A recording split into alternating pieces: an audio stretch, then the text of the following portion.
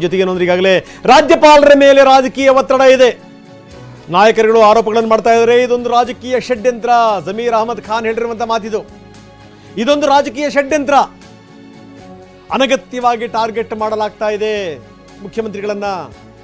ಆದರೆ ಸಿದ್ದರಾಮಯ್ಯ ಯಾವುದೇ ಕಾರಣಕ್ಕೂ ಕೂಡ ರಾಜೀನಾಮೆ ಕೊಡಲ್ಲ. ಇದು ಬಿಜೆಪಿಯವರು ಮಾಡಿದಂಥ ಷಡ್ಯಂತ್ರ. ಇದು ಇಂಥ ಷಡ್ಯಂತ್ರಕ್ಕೆ ನಾವು ಬಗ್ಗಲ್ಲ. ಇದು ಜಮೀರ್ ಅಹಮದ್ ಖಾನ್ ಹೇಳಿರುವಂಥ ಹೇಳಿಕೆ. ಬೆಂಗಳೂರಿನಲ್ಲಿ ಜಮೀರ್ ಅಹಮದ್ ಖಾನ್ ಮಾತಾಡಿದ್ರು.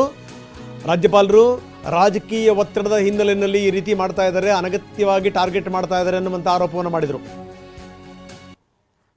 ಪೊಲಿಟಿಕಲ್ ಪ್ರೆಷರ್ ಅವ್ರಿಗೆ, ಈ ಪೊಲಿಟಿಕಲ್ ಪ್ರೆಷರ್ನ ರಾಜ್ಯಪಾಲರಿಗೂ ಅವ್ರಿಗೂ ಗೊತ್ತಿದೆ ಸತ್ಯ.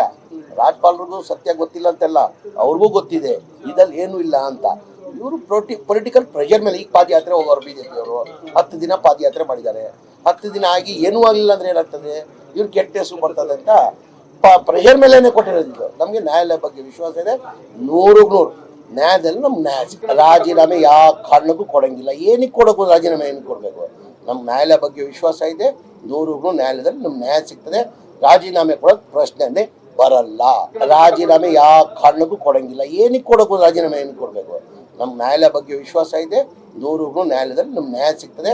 ರಾಜೀನಾಮೆ ಕೊಡೋದು ಪ್ರಶ್ನೆನೇ ಬರಲ್ಲ.